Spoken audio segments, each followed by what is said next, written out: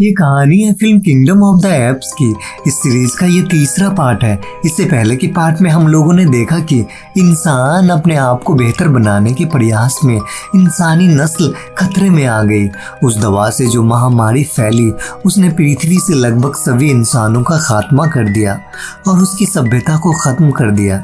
Infection से बचे लोग जीने की जद्दोजहद कर रहे हैं, वह जानवरों की तरह जिंदगी जी रहे हैं। उस दवा ने इंसानों से उसकी बुद्धि छीन ली। यह दवा इंसानों के लिए तबाही और चिंपैंजियों के लिए वरदान बन गई। अब इंसानों की जगह चिंपैंजियों ने ले ली है। अब यहाँ हुकूमत इनकी चलती है। अब जिस तरह इंसानों के कबीले थे वैसे ही इनके भी कबीले हैं। ये इंसानों की तरह राज करना चाहते थे, यानी इस समय इंसानों की सभ्यता खत्म हो चुकी थी। वो जानवरों की तरह जंगलों में छुपकर रह रहे थे और इधर एक नए सभ्यता की शुरुआत हो रही थी।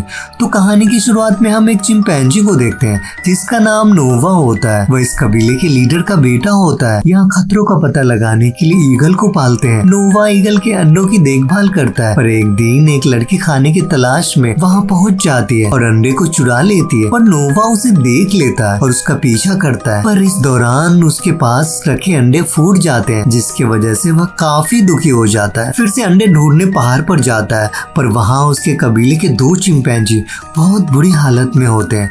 नोवा पूछता है कि ये सब किसने किया, तो वह बताता है कि समुद्र के पास रहने वाले हमारे कबीले पर हमला कर दिया है। वो सभी बहुत खतरनाक हैं। यह सुनते ही नोवा अपने कबीले को बचाने के लिए वहाँ से भागता है, पर तब तक काफी देर हो चुकी थी। पूरा कबीला तबाह हो चुका था। नोवा के कबीले को जला दिया गया था।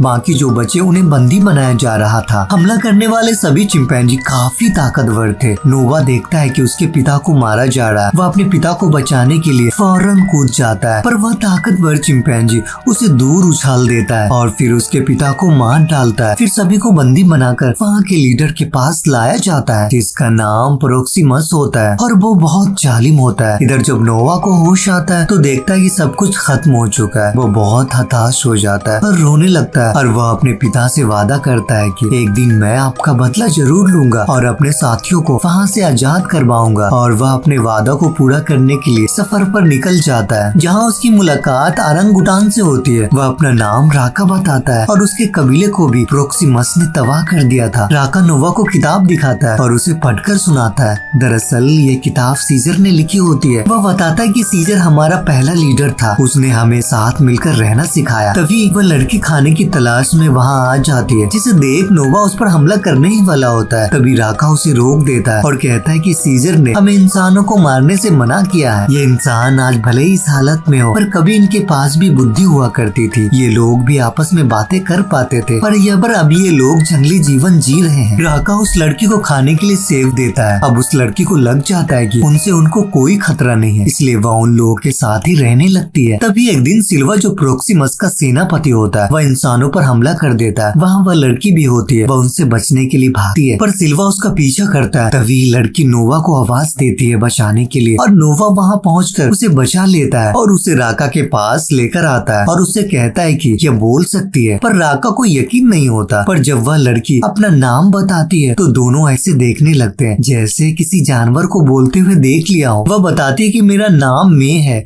और मैं प्रोक्सिमस का ठिकाना जानती हूँ। अब कल होकर तीनों प्रोक्सिमस के अड्डे की ओर निकल जाते हैं, पर रास्ते में एक लकड़ी का पुल होता है और उसे ये पार कर ही रहे होते हैं। तभी सिल्वा वहाँ पहुँच जाता है और उन लोगों पर हमला कर देता है, पर लड़की को बचाने की वजह से राका उस नदी के तेज धार में बह जाता है। इधर सिल्वा दोनों को पकड़कर प्रोक्सिमस के पास लाता है। वह दोनों को बंदी बना ली और वहाँ दोनों को बंदी बना लिया जाता है और नोवा वहाँ अपनी माँ से मिलता है और दोनों रोने लगते हैं। इधर प्रोक्सिमस बंकर का दरवाजा खुलवाने की कोशिश करता है, पर वह दरवाजा काफी मजबूत होता है। दरअसल इस बंकर के अंदर बहुत सारी किताबें और हथियार होते हैं जिसे प्रोक्सिमस पाना चाहता है।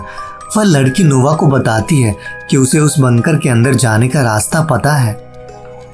वह बताती कि अगर तुम मुझे उसके अंदर ले चलोगे तो हम प्रोक्सिमस को सबक सिखा सकते हैं और तुम्हारे कबीले वाले भी आजाद हो जाएंगे। नोवा पूछता है कि तुम वहाँ क्या करने वाली हो, तो मैं बताती है कि मैं वहाँ से एक लैंग्वेज वाली किताब लेना चाहती हूँ ताकि मैं अपने लोगों को फिर से बोलना सिखा सकूँ। मैं बंकर में जाने से पहले समुद्र के पास लगी दीवार में बारूद लगा देती है। अब नोवा और मैं बंकर के अंदर आ जाते हैं। मैं सैटेलाइट की चाबी निकाल लेती है ताकि बंद पड़े सैटेलाइट को चालू किया जाए और इंसान इंसानों के साथ संपर्क किया जा सके। तभी प्रोक्सिमस को पता चल जाता है और वह दरवाजा तोड़कर अंदर आ जाता है और नोवा के साथी को पकड़कर पूछता है कि बताओ मे की योजना क्या है, उसने यहाँ से क्या लिया है। नोवा कुछ नहीं बता पाता, जिसकी वजह से वह लोग उसके साथी को मारने ही वाले होते हैं। तभी मे उसे गोली मार देती है और गोली की आवाज सुनकर सभी डर जाते हैं। प्रोक्सिमस कहता है कि यह हथियार मुझे दे दो, मैं तुम्हें जाने दूंगा। पर वह जानती थी कि एक बार यह हथियार प्रोक्सिमस के हाथ लग गए तो वह सभी इंसान को मार डालेगा, इसलिए अब बारूद से उस दीवार को उड़ा देती है। दीवार टूटते ही पानी तेजी के साथ अंदर आने लगते हैं। नोवा के सभी साथी कूद कूद कर जहाज के ऊपर आ जाते हैं, पर प्रोक्सिमस के अधिकतर कबीले वाले पानी में डूब जाते हैं। दरअसल इन चिंपैंजियों को समुद्र के किनारे रहने की वजह से उछल कूद करना भूल गए थे। इधर सिल्वा नोवा पर हमला कर देता है, पर नोवा उसे पानी में डुबो देता है। अब नोवा अपने कबीले के पास आता है, तभी वहाँ प्रोक्सिमस पहुँच जाता है और वह नोवा पर हमला कर देता है और नोवा को बुरी तरह मारता है। अब नोवा अपने आप को संभालता है और वह एक गीत गाने लगता है और देखते ही देख सभी कबीले के चिंपैंजी उस गीत को गुनगुनाने लगते हैं। और तभी वहाँ बहुत सारी ईगल आ जाती है और प्रोक्सिमस पर हमला कर देती है और उसे उड़ाकर समुद्र में गिरा देती है और प्रोक्सिमस मारा जाता है। और इसी के साथ नोवा का बदला पूरा हो जाता है। उसने जो अपने पिता को वचन दिया और उसे पूरा कर देता है। अब आगे ये दिखाया जाता है कि नोवा के कबीले फिर से अपने घरों को बनाने में लग जाते हैं। सभी खुशी के साथ रहने लगते हैं। इधर मे उस चाबी को लेकर अपने लोगों के पास आती है और उस सैटेलाइट को फिर से चालू किया जाता है और उसकी तरह बाकी लोगों से संपर्क किया जाता है। इधर मे एक बार नोवा से मिलने आती है। दरअसल मे का मकसद होता है नोवा को मारना, क्योंकि सभी चिंपैंजियों में वह सबसे ज्यादा बुद्धिमान था। मे को लगता है कि ये इंसानों के लिए खतरा हो सकता है, पर नोवा की बातों को सुनकर वह उसे नहीं मारती है। नोवा उसे सीजर वाला लॉकेट देता है। शायद वह कहना चाहता था कि हम सब मिलकर रह सकते हैं, हमें एक दूसरे के लिए खतरा नहीं बनना चाहिए। पर आगे इंसानों के साथ इनकी लड़ाइयाँ तो जरूर होगी, क्योंकि दोनों अपने अस्तित्व को बचाने के लिए एक दूसरे को खतरा समझेंगे। और इसी के साथ ये फिल्म यही खत्म हो जाती है। अगर आपको हमारा एक्सप्लेनेशन अच्छा लगा तो हमें लाइक और सब्सक्राइब जरूर करें। आपका एक लाइक और सब्सक्राइब हमें मोटिवेट करता है।